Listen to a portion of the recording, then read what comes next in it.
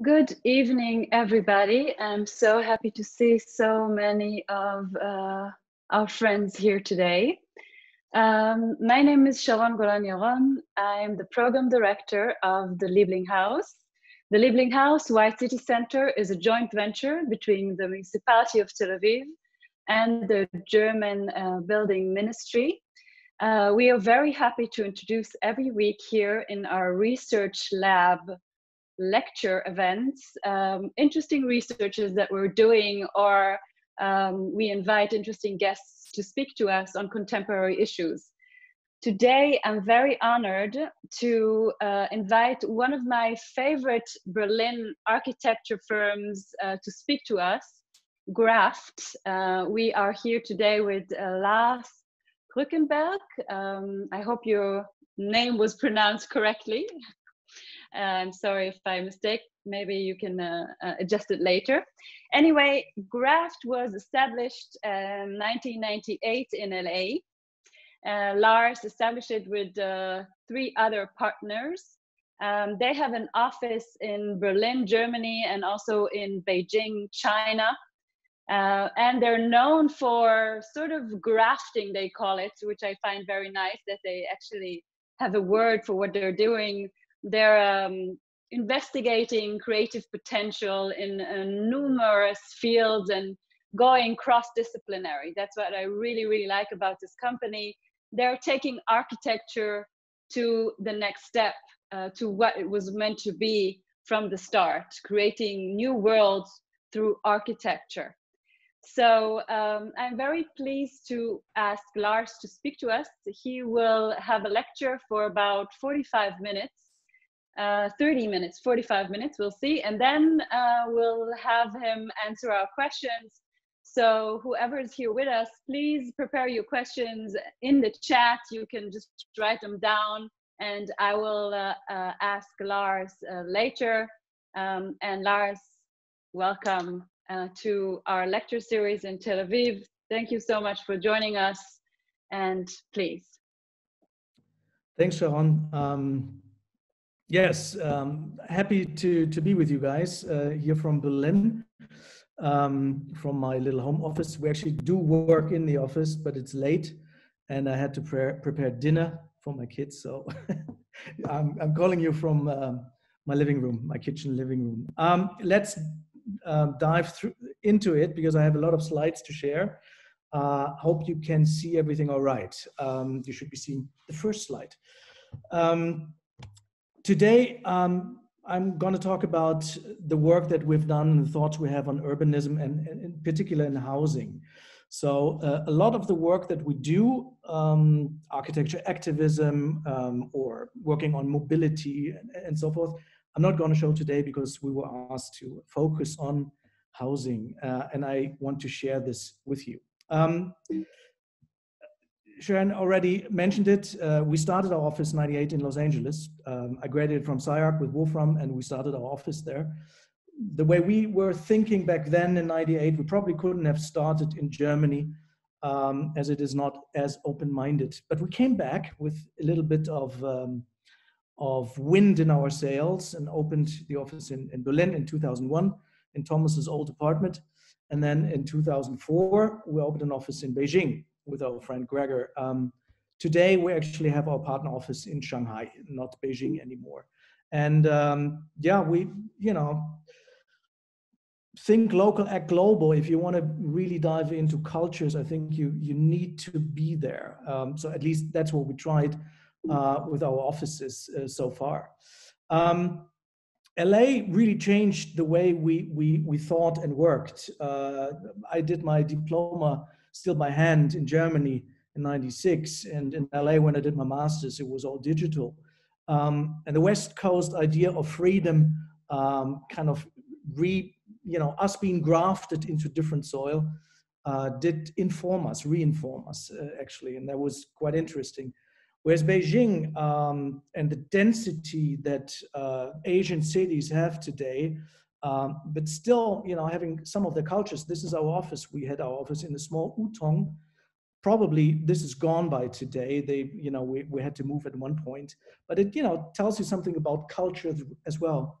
And then Berlin, we did, if you have been in Venice 2 years ago at the biennial, we worked a lot on the death zone of the former Berlin Wall and between Germany, that became a free space. And Berlin still has this DNA of being, in a way, liberated and free. So a lot of young people, it's a very international city, and that's what we like because it's accessible. We probably couldn't have come back from LA to Munich or Hamburg, as these are closed circles as anywhere else, like Paris or London. But Berlin was open, also for us, open, and that's why we created our office there. I think there are, you know, we know a lot of people from Israel actually being in Berlin, and that's great. We just published a book, and I'm not going to talk about this either, but a couple of quotes in order for you to understand the way we think. The book is called Identity Out of Different Reasons.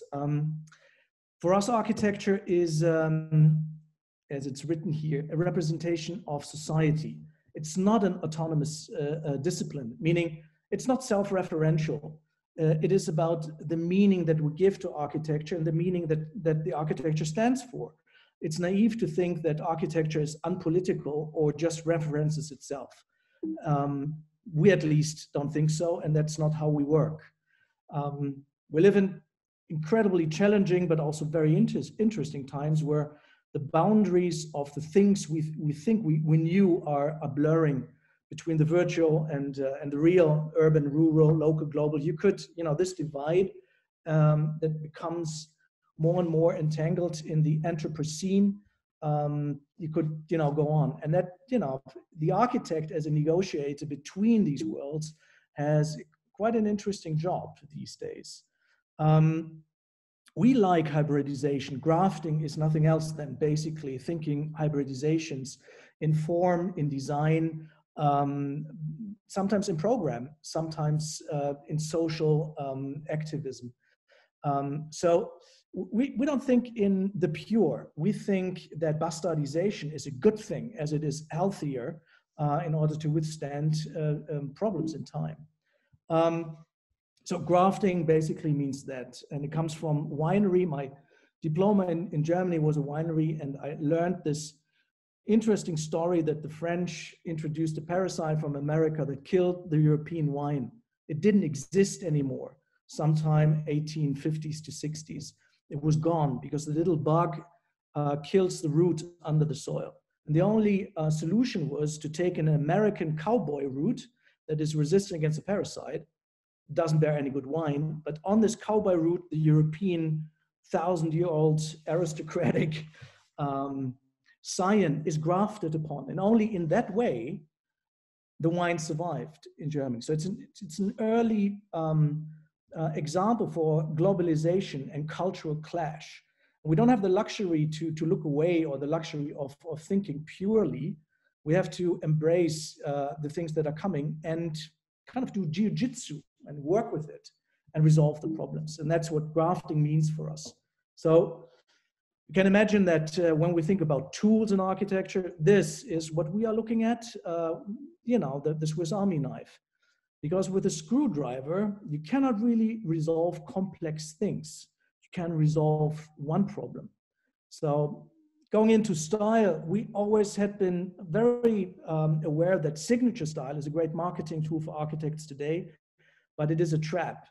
If you already know how your building will look like in the end, you're robbing yourself of all the possibilities that architecture has. So we like to work as a Swiss Army knife, not as a screwdriver. So gives you a little bit maybe background on why we are curious, why we ventured out in this world, even though we didn't have a lot of money, and why we go with a positive attitude into the times we're living in, even though it's quite problematic, some years more than others. This year definitely is one of the most problematic ones. But again, there are opportunities in all the problems. So I want to go into housing and projects. And these are the kind of the three sectors I want to show you tonight. So the mobile house. In Germany, a house is also called an Immobilie, meaning it doesn't move. Well, sometimes architecture can move. Sometimes it actually should move. That doesn't mean that the architecture has to fly, but maybe it can at some time. If you have a site in a very dense city, there's a possibility to define an urban scenario for a time, and maybe just for one summer. And this is what we like to do. We like to look at sites that are unused, and we know that development is coming, but we do something with it that creates meaning, that creates value, and creates space for functions that usually don't work in the city. And we do this a lot with containers, container architecture. Because it's easier to build, it's a little bit cheaper to build, and it has a lifespan afterwards, meaning it could go somewhere. This is in Germany. The building that was supposed to be there is going up right now, and this is the Kunsthal we did there. It's an event space that we did with an agency, and there are offices there and a big event space where we actually as Graft had a lot of Christmas parties, which was absolutely great because they didn't really pay us for the job. So we were paid in space and Christmas parties, basically. That's the Platoon Kunsthal inside. And today this Kunsthal is not in Berlin anymore. It was there for 5 years, I think. And then now it's actually in Cologne, in the next city. So you gotta use the potential of architecture being temporary. A similar layout, a little bit bigger. This is Seoul in Korea. This is a parking lot in one of the most prestigious and really high valued areas of Seoul. But we could be there. It's still there. They haven't sold the parking lot. And they're doing great shows, they're great events, they're renting out the space. When I say they, this is our friends from Platoon, which is an agency actually. There's a third one that I want to show you, something that is in a way flying because it's a flying building. We call it that way in Germany. If you don't dig down, if you can take it away, if you don't change the surface, we call it a flying building actually, because it can go away immediately. And this is a bit bigger. This is a brewing house and a restaurant. It's called Burlo.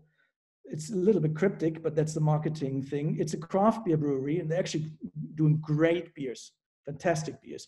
We asked them to brew our beer when we did the biennial in Venice. So we had, I don't know if you have been there, if you have been to our party, you drank their beer that we did together. So this is a site at the Gleisdreieck. There's a big park around it, and there's a lot of pressure there as well now on the housing market. So we knew that this will go away at some point, but it's still there because it's quite successful. It's the brewing house here on the left side and the restaurant on the right side. So they actually do their beers there, and from the tank, it goes right into the tap. So this is the bar. You see the tanks maybe there in the back. These are all the different craft beers that they do, and they have a kitchen on the other side. And it works really well. The outside, of course, is important as well. What is Germany and beer without a beer garden? So the beer garden is part of that too. You see the hops growing there. And we all know that when the time is up for this beautiful brewery of Berlo, Berlo, by the way, is the Slavic name of Berlin. It basically means place in the mud. So yeah, sometimes Berlin is exactly like that. It was like that when it was founded. So yes, Berlo is the name of the beer. So this actually is architecture that can move, architecture that doesn't need to hold out for 1,000 years, architecture that is temporary, but fulfills a purpose. Another house that is not moving, but sponsors mobility, I want to show you now. This is a villa and a double house unit that we did on the outskirts of Berlin. And this house, well, basically when we were asked this house, we don't really want to do this.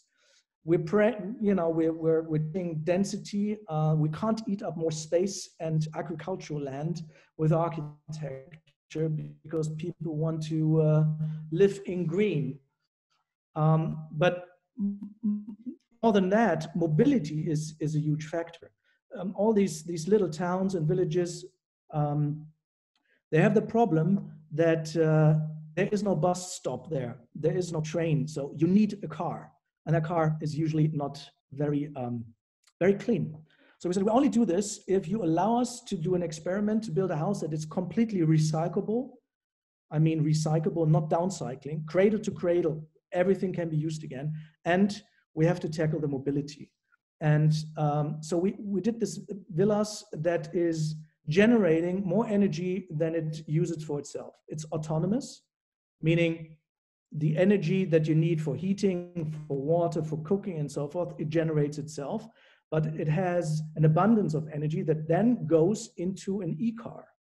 So you actually rent the house with a car and you drive for free. Of course, you don't drive into your vacation maybe, but you drive for free. This is the house from the other side. So it opens up, the inside outside is always something that, you know, having learned a bit in California, we take very seriously. It's a house that is completely built out of wood, mineral insulation, and clay cores that store water. And it's incredibly healthy, meaning not only the house can go basically back into the cycles of technology life, cradle to cradle, circular economy, but it's a very healthy house. You know, I have asthma. I wish I would have a house that is so clean where the air is purified by the house itself.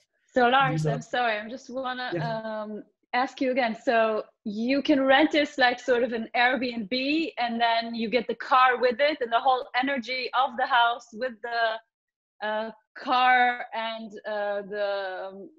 you know, the energy the house itself is producing, sort of, no? It's like is that the concept? That's the concept, but it's not an Airbnb. This is people rent, the families rent these. They live there, but they rent the house with the car. The car is part of the rent, and you drive for free, right? So you produce sort of the energy that you then use in order to drive. Exactly. As we have photovoltaic on the top, we have geothermal energy for the heating. And we have clean energy with photovoltaics on the top, and that clean energy is stored in the batteries of the car and goes in the batteries of the house for the lighting and so forth, because it's all, you don't have to go to ACDs, basically you go to 24, and you know, it's a much more efficient and clean use of energy as well. So the house, and that was my point, is the house is of course stable, it's a house, but it sponsors mobility for free and clean, and that was important. If we build outside of the cities, but even like for us, this is a role model to then now apply to bigger concepts of mobility within quarters, meaning if you develop urban areas, you have to think about the mobility at the same time. Not only the cradle to cradle and circular economy, but the energy that houses can produce. For the mobility that then can be done in share economy concepts, for example. But first you have to prove how it works, and this we did with these 3 houses. And they work quite well. The people still live there. We also marketed the house for our client, and it went, it was hired basically or rented out immediately when we put it on the market. So you designed the whole concept for the entrepreneur as well. Yes. It wasn't like his idea. Okay. Yes, we called it holistic living. That's a marketing term, of course, but it does work, and we're kind of proud of it.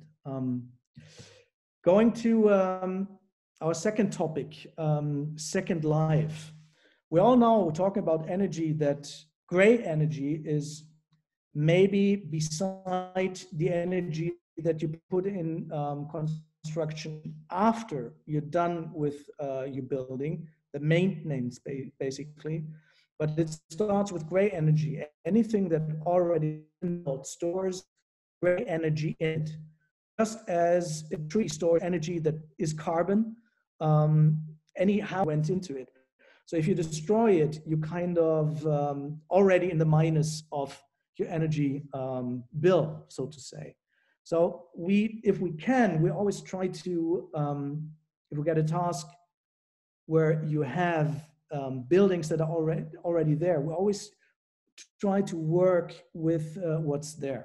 And there are great examples in this world how also uses can be completely different. I know I want to talk more about housing today, but I also want to show you that housing can have a second life as well as something else. This is a house, a classical living house, Berlin, Schöneberg, in an area of Berlin which is not that great. It's run by one of the biggest society, what's the right word? Genossenschaft. Anyway, cooperatives, a cooperative. Cooperative, yes, it's a cooperative, right? Thank you so much, Sharon. And they didn't know really what to do with this area and this building, as they have a lot of prostitution on the street. They have kids that attack the buildings and so forth. So they asked us and a person called Yasha Young. She is from New York, and she's a curator in the street art world. And we thought about a concept that a normal living house can be a museum that usually cannot really exist, which is a street art museum. You know, street art is in the street, it's not in a museum, so it's a contradiction in itself. And it was a great task to think about a museum that doesn't want to be a museum. So we loved the idea to have a museum in a house where you don't expect it, where it's unpredictable, because that's what street art usually does. It's a little bit unpredictable, and it surprises you in areas and with a humor that you don't see. It uses things that are not supposed to be canvases. So this house wasn't supposed to be a museum, but we made it one in this area to change it. The first attempt with Yasha was to start working on the facade. Of course, you have a building and you have street art. Your facade is a canvas. So the house is not a house anymore. The house actually is a giant canvas. And she started curating the windows and the whole facades. We then basically told them, guys, if we do this, we have to liberate definitely the ground floor. And the ground floor needs to reach into the upper floors. So we have to gut the building at one point and do something that is unexpected in a normal living house. Not going too much into details, but we try to get out any wall that you can avoid without having to build a structure which is really prohibitive and expensive, and then reintroduce a different way to move around that building. And you will see in a second what I mean. This is kind of a rendering where you see that the ground floor and the first floor we wanted to combine. We also wanted to combine the cellar, but we couldn't out of structural reasons. There's a little clip that I think shows you a little bit how this works. Okay, I have to shut down the music. It's also interesting that you have the train there on the upper floor, and we wanted the house to be the canvas itself. So how do you collect something that sits on a facade? You know, it's like you need a second facade that you can take off. Once you enter, the museum is basically on these two floors. And what we wanted to create is a different path through that house and strange walkways, strange perspectives, meaning a lot of beauty in street art is that you have very strange perspectives on the art in the urban environment.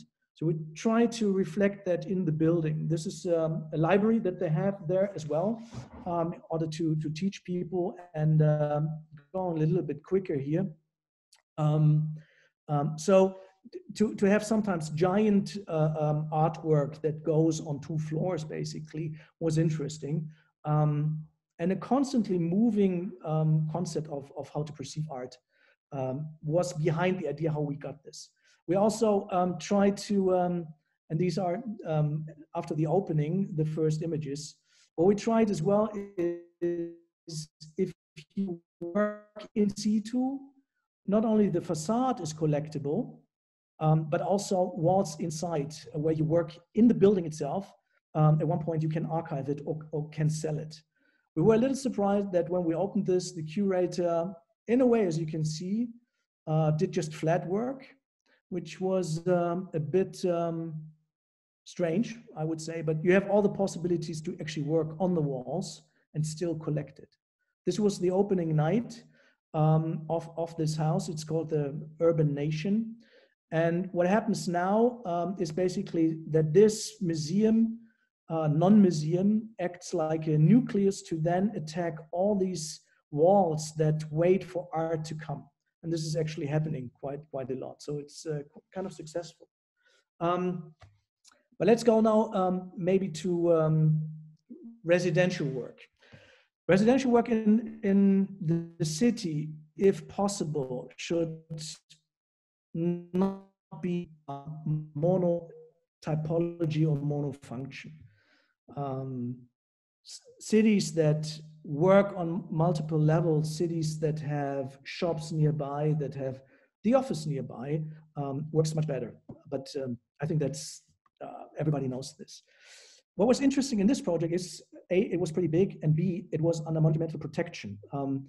What you see in red here are the new buildings that we designed. What is gray was already there. And all of these buildings in gray are protected, every stone, and all of them are built in brick. That's why the project is called Bricks. This here on the right side is actually the first parcel office in Germany.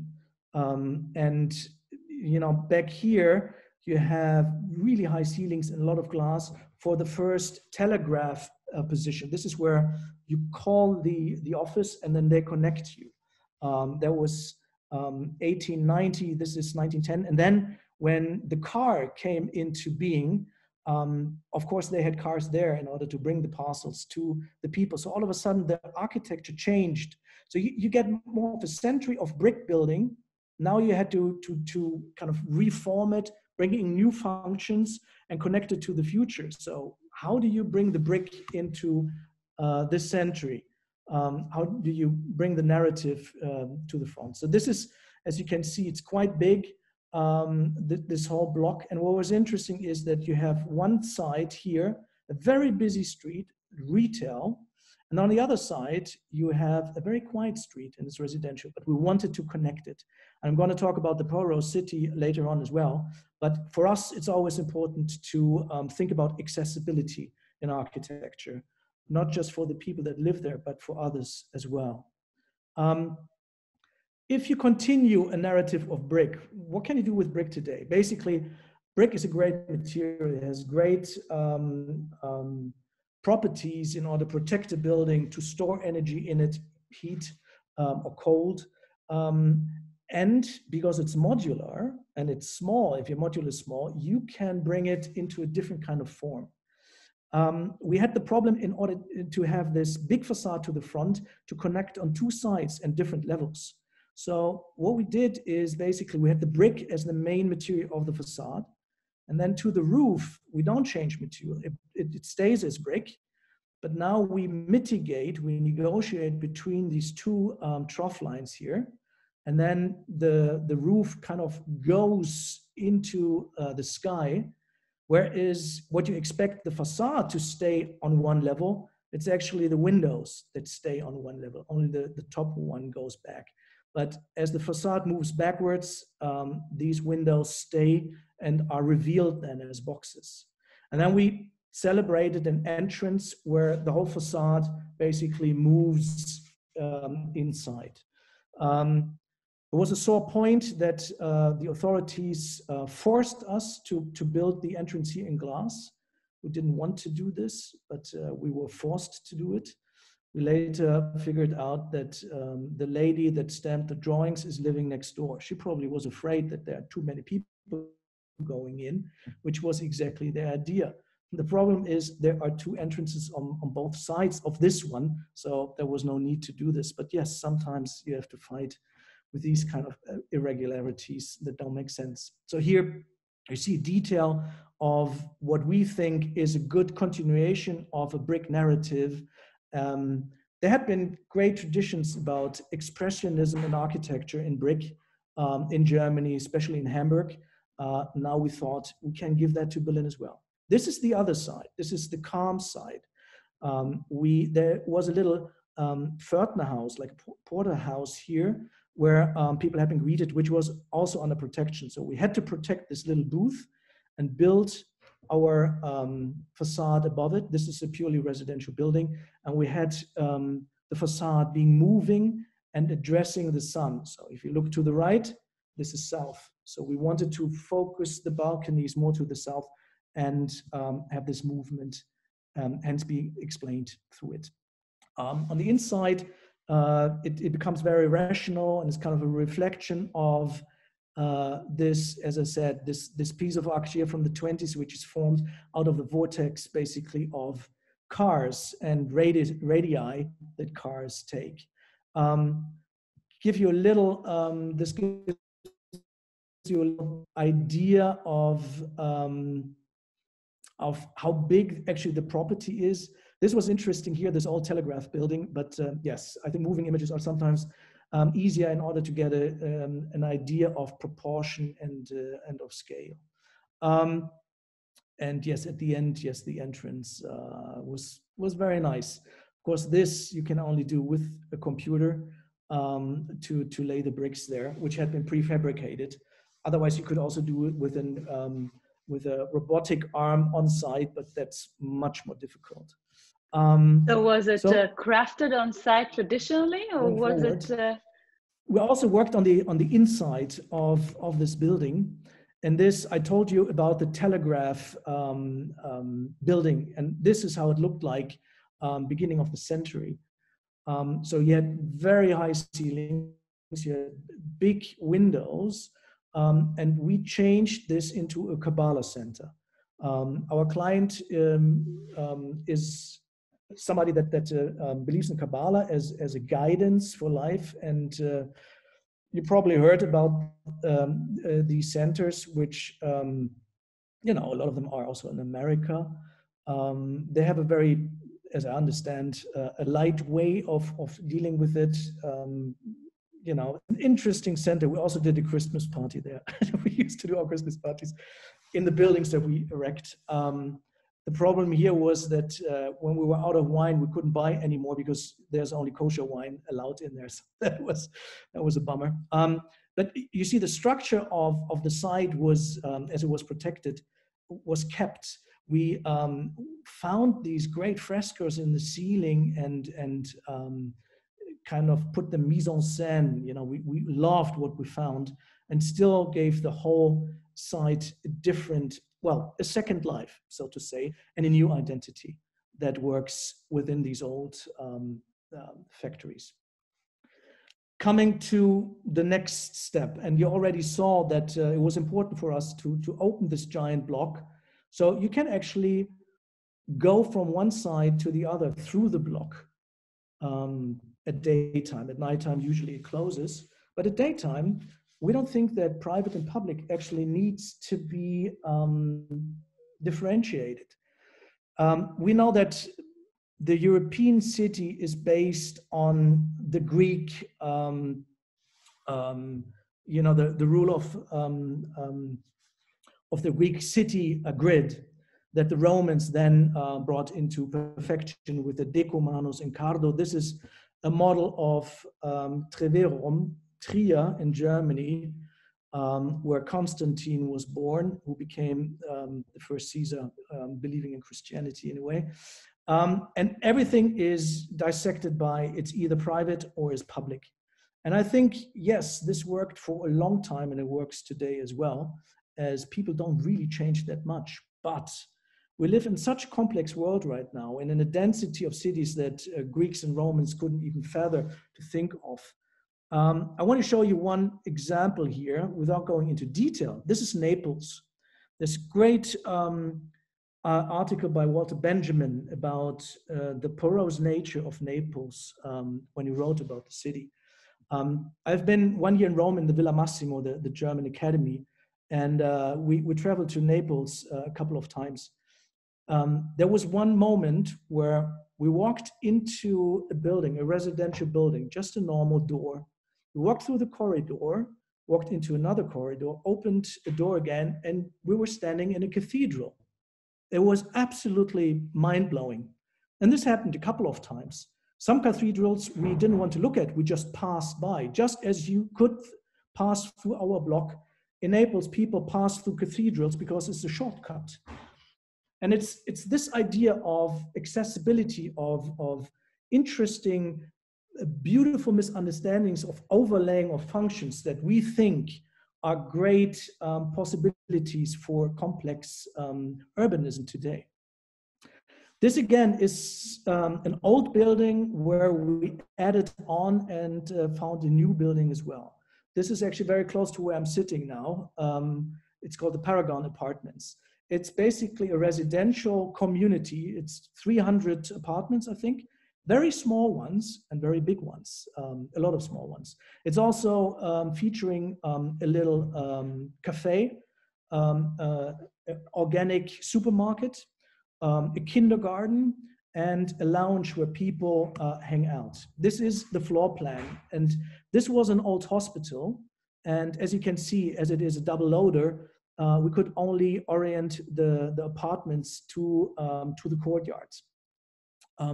We added on to the front and to the back. And these new buildings here, we put in very small apartments. They're only 38 square meters, but they work really well. There's still 2 rooms in them.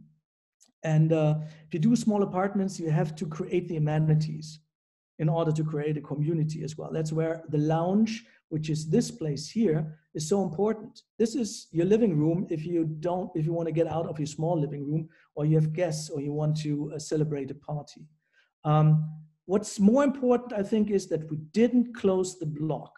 We actually wanted this to be semi-public. And this is where actually the community is celebrating. This is where the cafe is catering towards. The same in the back, there's a great a park on the other side. So the park is invited basically into the building complex, and it works quite well. So closing the blocks as we are used to do, or as we are told by also many colleagues today in Germany, is not necessarily always the right answer. Here, we thought it's more interesting and better to do it in a different way.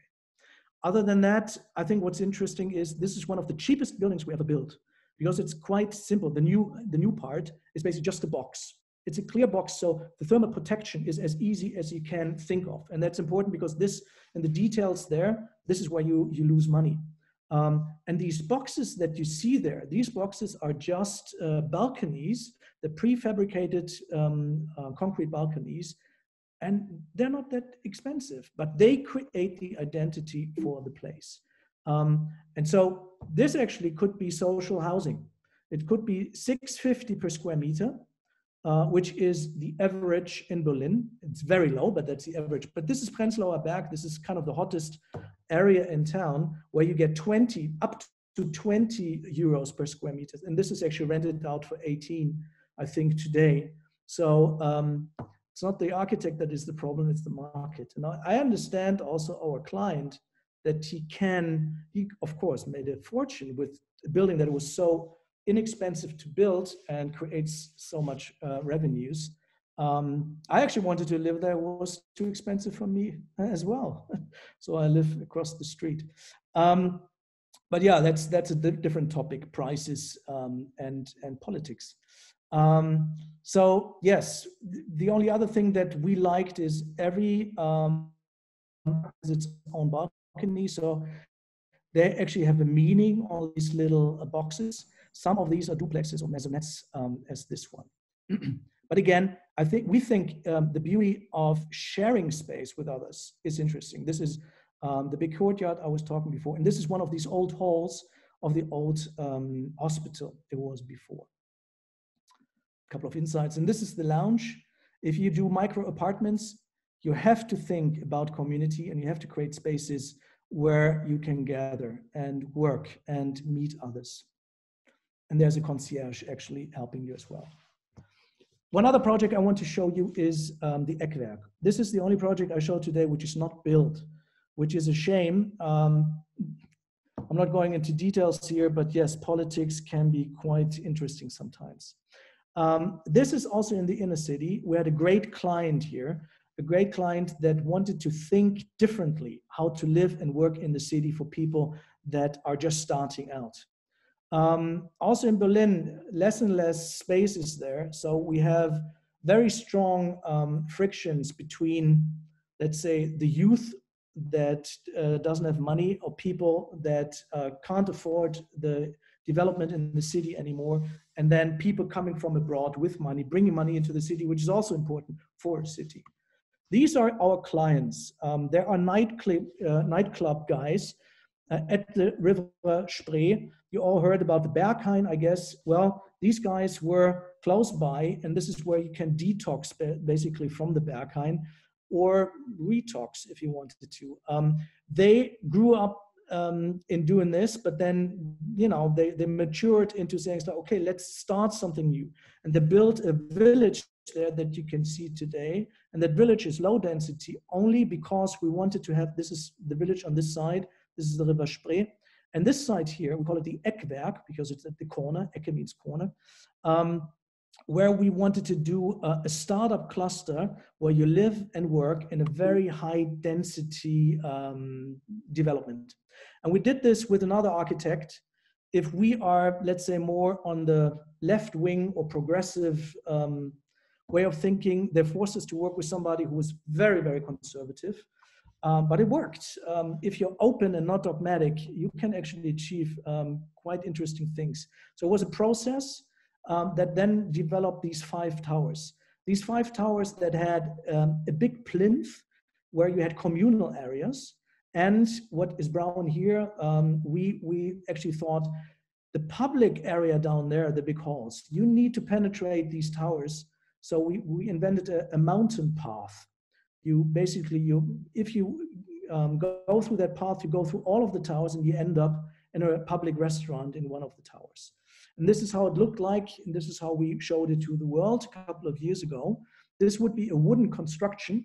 You have the plinth here in brick, which is mimicking the brick. You see the S-Bahn here. Everywhere in Berlin, you have these brick supports and vaults for the S-Bahn. So this is kind of an answer to that, which is more coming from our friend Kleihus. And we wanted all this to be in wooden construction with the possibility to customize the facade and then have these the mountain path going through all of it. The clue here is that we didn't want to define, it's very, very dense and very concentrated. We didn't want to say if you live there or work there, that was up to you. The idea was young people move in there, they haven't their creative ideas, and they have to, after a couple of years, have fruition of success. Meaning, if you are doing a startup and you have your first investment, you have to move out and make space for other people. And the towers are light and lean. When I say that, I mean, there is no washing machine, for example, and there are no kitchens really, small kitchens, very small ones, because you're supposed to do everything together. So the whole infrastructure for the towers can be very light, they're cheaper. And everything, you know, the washing, the cooking, the eating is, you know, people were supposed to do this together. Here you see the tracks there, the river.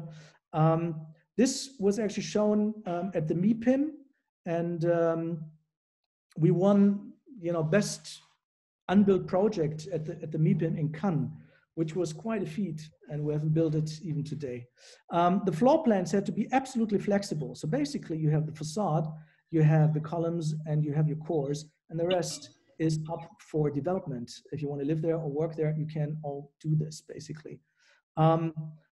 Yes, and it's a shame that most probably it won't be built the way we designed it, but that's another discussion. But I think this is something where we need to think into the future, where zoning doesn't allow us to be flexible. Why do we have to tell into the future already that only living can be there or only working can be there? It should be both. So both rules should apply. We need more flexibilities within our cities. And I think that's the last or almost last project. This is a project that was dear to our heart. This is a almost pure residential project. It has a couple of retail spaces to the front. but this is very close to Checkpoint Charlie. Actually, this is the Zimmerstraße down here, where the wall was standing. And as you can see it, and as I already said, the porous city, the wall was right here. So we didn't want to rebuild a wall. We actually said, no, you need to penetrate this high density block. So we kind of built an oasis that goes through these weird shapes, and you actually can come out on the other side here. So it's not promoted that you go through, but you can if you know. If people know their city, they always find things. So we wanted people to find things. The other thing that we worked with is the oasis in between, and then bringing green into the facade. This is the built thing from the top. The green, that was just built, so this will get much greener. The top is green, and you can see the green in the facade. Most important, though, is also to open up this block not only for a semi-public area, but also to let in air and light, because this side is west. So southwest, you look inside this block. As I said, this is the road where the wall stood. You have Trabis here. The East German car is still existing. It's kind of a tourist spot in a way.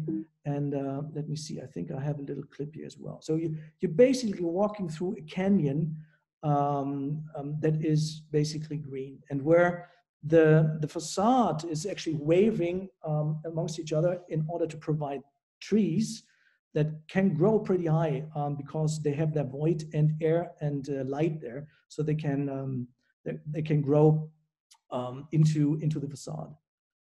A detail that you see, and then I think we all know how to appreciate a living space with a balcony or a community with a park or a roof garden in times of home office in pandemics. So, for us, that was clear, and I think everybody would agree that these are trends that had been there before Corona. It's just accelerated now. So, yes, we planned this all before Corona. We started to plan it 5 years ago. I think there's a little move here that gives you, I have to, Checkpoint Charlie is really just down the road. There's the panorama there. This is the building on the front, and this is a flight through. So you see the, how kind of the canyon draws you in. And then if you want to, you sneak out underneath a hotel, which we really like. So it's more the outdoor area and the light conditions, the balconies, and the connection of with the outside that is almost more important than the apartments themselves. And I want to close with, I saw this announcement today, and of course I haven't seen how Liebling House, how you spell this in Hebrew. And what I found really amazing, if you look at these signs, for me, so I could see this actually being transformed into architecture immediately. And I think it would really make sense, and it would be great. Maybe we do it one day. Okay, and I close with basically saying, stay hungry, stay foolish. This is the Earth catalog from the 70s, which was a great publication. And this is what Steve Jobs quoted when he had his Stanford, the great address that you find anywhere on YouTube. Stay hungry, stay foolish. We like this sentence so much. So the last building I show you is a very, very small house that I built with my partner Wolfram for us and our families in a little island close to Berlin in a lake. And the house was so ugly that we didn't know, we put a mirror in front of it so you don't see it anymore. And on the side, of course, we had to put in stay hungry, stay foolish. And I close with that and hope you have a lot of questions. Thank you. Well, thank you for this amazing presentation. So many wonderful projects you did. Yeah, first of all, the remark of the Liebling font, it's actually a font that we created. So it's a very nice compliment. This font was inspired by modernist architecture. So it is inspired by architecture. Perhaps it will find its way back to architecture, that would be nice. But I would really want to touch upon some topics that you mentioned. First of all, you talked about prices in politics. We saw those people marching in Berlin. We had the same here in Tel Aviv, 2011, big riot demonstrating against the high cost of living. People living in tents along the Rothschild Boulevard, our main artery. So I would want to ask you, let's, play politics now. If you would be heading the politics of residential areas or living spaces in cities, how would you shift that those people that you showed will get their opportunities in the city and not be drawn out by gentrification, like a lot of times nowadays architecture and entrepreneur architecture does? Basically, I mean, I showed you this project, the Eckwerk, and these are the projects I think that that need a chance. I mean, as I said, Charlie Living is a project. This is for people that have a bit more money. It's in the center of the city, and these are really nice apartments and well done, I hope. So in a way, I mean, we get this all the time. We're also part of the problem, or people tell us like, how can you do such great projects in Africa and here and there, and then you do gentrification in your own neighborhood? And this is, well, it's grafting, Of course it's ambivalent, but an architect builds for people with money or with people with no money. For me, there's no contradiction there. The problem is that politics usually wakes up too late. A city like Berlin sold its prime real estate locations left and right in the 80s and 90s. And all of these properties are gone now, which you would need. For very cheap amounts, no? Like very... yeah, like in retrospective, it's ridiculous, really. The city was always broke. It never really had a lot of money, but that's still the case. As our former mayor used to say, we're poor but sexy. Yeah. Now it seems we're just poor and it's not really sexy anymore. If you have projects, first you need property, of course. So you have to guard your properties. Sometimes you have to buy it back, which now as well too, but without being dogmatic, without saying like we shouldn't anymore, because that's what's happening right now in a couple of areas where they're trying to do the right thing. They have the rents, and they're also buying back houses for people to live in. They protect the ones that need protection, but they're also not building anymore. If they would have a plan how to also build, because we need apartments, a lot of apartments, and we need them fast. If you stop building, basically the money goes somewhere else. So you create problems somewhere else, because this is where the money will go. You have to work with the developers and you have to work with the architects. Why not working with the people that I just showed that are not necessarily interested in the huge profit? They will develop a site for 100 years. So it's not their family value in the end, and their grandsons are rich then. They do this for a time, and then they do it as a cooperative, meaning they don't make money. And they're doing it with new ideas, how you can introduce affordable living in the city. You have to, honestly, I'm still shocked that this project, which in my opinion checks all the boxes, it's not hurting anybody. It's actually, it's quite progressive, that this was killed because of dogmatic reasons, saying it needs to be student living. That was the only way to do this. And our client said, no, we don't want it just to be living. We want people to be able to work there as well and produce and create. And yeah, it got basically blocked, and it's still blocked. Yes. It's hard for a politician as well, but you need to you actually have to do your math, and that's what it is. You have to do your math. You know what's coming. Demographics are there. It's basically, it's not that complicated, but politicians only think for the next term. That's their problem, and they never really listen enough to scientists. And in this case, I include the architect as a scientist. It is problematic. Right, so met a person in Rome who was an architect who basically said, the problem of the architect is, in the end, you're just doing facades because everything is already decided by the politicians, by the zoning, everything's already decided, you do a facade. So you have to get in earlier, and he became a politician. And I think, yes, he did the right thing. He was the one finding really great new architects that worked for communities, the guys that won the Turner Prize, what's the name? Not collective, I forgot the name, which is a great cooperative, and he's the politician that makes it possible. But I'm an architect. I don't want to be a politician. We learned that you need to be a politician as well as an architect in order to get things done. But in the end, we're architects. We need politicians that understand how it should be done. Yeah, so you talked to me about other projects that you were actually involved in as an architect, but in order to pursue what you planned, needed to sort of take a step back and look at the greater picture, no?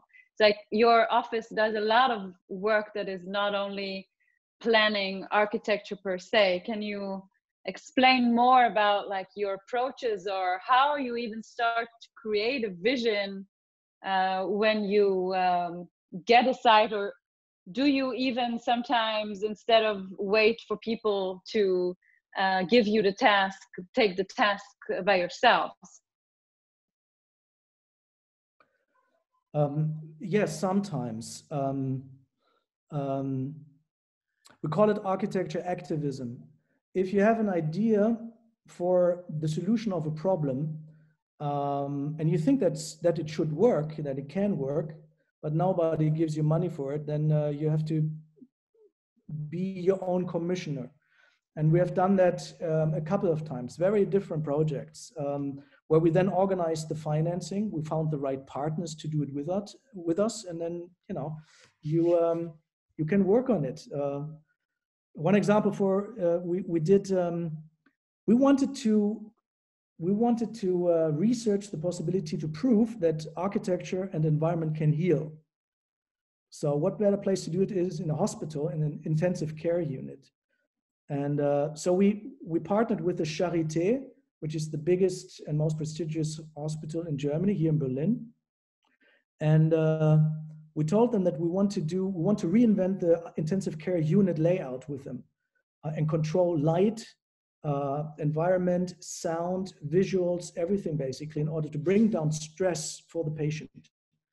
Because that's the main thing. They don't heal fast because they're in pain, they're in stress, and sound and light is part of it. And we did this. We organized the financing, we did that with them, and after 2 years we built it. 4 units controlled by one spot in the middle that controls everything. There's the sound, so you also need less people for the patients. And I think it's the first scientific proof that environment can heal, because the results are that 30% of the people heal faster and have less repercussions later on. So that was one thing that we did. Another is the solar kiosk that brings energy to off-grid Africa, where there's no energy. But if you have energy, you can create business cases. And that was the whole idea. And I did this for 3 years, actually, as a CTO. Almost did no architecture anymore, but was running around and started companies in 6 sub-Saharan African countries and built little shops with energy that created jobs for the people. And in a way that it would pay for itself. Anyway, these things you can do as an architect. I think the architect, if trained well and with an open mind, it's one of these great professions right now that are really problem solvers, as we stand right in the eye of the storm of economy, ecology, and culture, which is the tripod of sustainability. And yes, I think not only we should and can, not only we can, we should engage with the world and sometimes just commission ourselves in order to do it. A lot of friends here that never had commissions and then started to develop themselves for other people. it's easy. You cut basically the developer and the marketing guy, and the whole thing becomes 20% cheaper. It's great. And it's for people that you know, Baugruppe, we call it. It's a group of people that then invest into their property, and the architect facilitates that. And there are a couple of people here that are huge, very successful because they commissioned themselves. Yes, that's a wonderful idea. There was another question from the crowd about the Eckwerk. And I know even that an Israeli company were also designing sort of the capsules in the Eckwerk for dwelling, which were lovely, but that's just a side remark.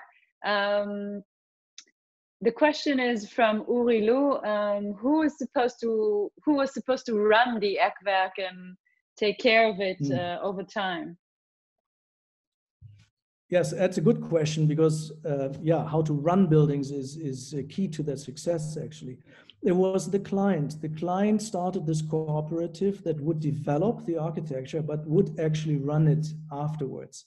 And they would create a scenario who would be selected to live and work in it, and what the lifespan would be, and so forth. They are great operators. They had operated their club, which was a restaurant, a spa. It was a universe in itself, built out of just found material, an amazing site. So they knew how to run a place like that and actually make it fun. They would have the restaurant on the top. We would have an aquaponic system, meaning we would have fish tanks in the basement where it's dark. With the poo of the fish, you would fertilize the greenery in big glass buildings on top of the towers, and both the salad and the fish then would end up in the restaurant. So, these were the ideas we're throwing out there with them. They would operate it, yes. So that's a great cradle to cradle mechanism, like altogether. Yeah. Unfortunately, we don't have a lot of time left, but there is one question I have to ask you. So you were talking about flexibility in our cities today, how important it is, because we cannot really plan what the future brings tomorrow. But if you can predict, or maybe as planner, suggest to decision makers how to really facilitate planning now in pandemic times, or where does the time that we stand in now leave us as planners? How should we think about, cities of tomorrow and dwelling in the cities of tomorrow? Oh, that's a very small question, no? For very little time as well, so yeah. No stress. I honestly believe we don't have to reinvent the wheel. I think the pandemic just brutally showed where our shortcomings are. They accelerate trends and movements. And basically everything that was there before, it will be there also tomorrow, just faster, I hope. As I showed, I think, as I said, we live in the Anthropocene. So the land is not the land anymore. The land is man-made, and there's architecture everywhere. And we have to reverse that as well. We have to bring green into the cities. And it sounds stupid, but I don't think it is. The urban farming and vertical farming is possible. I don't think we need to bring green and a CO2 thinking into our cities, meaning, as I said, if we build architecture that has enough clean energy, so all our mobility is shared and provided, if we bring in green, so the air is better and we are connected to something living again, I think it will our life healthier.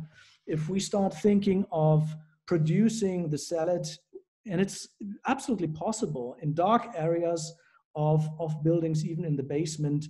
I think I just saw that Nordic Harvest just came online in Copenhagen. That is, I think, on 10 floors. They do salads there without any soil, just water. Here in Berlin is a great firm, and you're probably pleased to hear it's 2 people from Israel and 1 Spaniard. They're in the farm and they do incredible stuff. I'm just saying the future will be green. We just have to marry it to the architecture as much as man controls all the landscape already anyway. And then the living will be healthier. The big problem really is we need to densify. If we eat up more space, all these fights for space will continue. And that's not healthy and it's unnecessary. There can be rich people in the city. It's not a problem.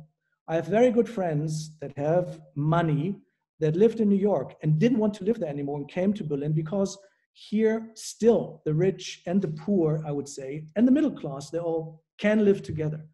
Then there doesn't need to be segregation. If we get to that point where the United States are, we will lose the advantages and the beauty of our cities because the European city still has this, these beauties, which is, if we talk about Asia, it's a completely different thing. If we talk about South America, the problems of Mexico City or Shenzhen are, you know, it's a different topic and it's a different talk. But in the European city, I think we still can do the right thing. It's not that difficult. We at least are hopeful. And diversity. Yes, absolutely. Diversity. You're right. Diversity in living, but also in working. You're absolutely right. Yeah. Okay. So Lars, thank you so much for your time. It was very, very interesting. And I hope that we can soon welcome you here in Israel again and perhaps do some wonderful projects together. Yeah, so everything is recorded and we can also send you the recording and perhaps come into a dialogue again with you. And hopefully maybe one day you'll build something in the Middle East in our region as well. There's lots to do here. Yeah. Yeah, so at least the corona has brought us closer in terms of, you know, communication. Anyway, I would like to invite everybody to our next lecture. Next week, we're talking about an exhibition the Liebling House is hosting. We are hopefully opening in 2 weeks an exhibition about public space. It's called Republic. We claim the public space back again. And as part of this exhibition, Jacob Kuba from Polish Collective will talk about roofs and responsibility of roofs in our era, together with Yael Moria from Shenkar College.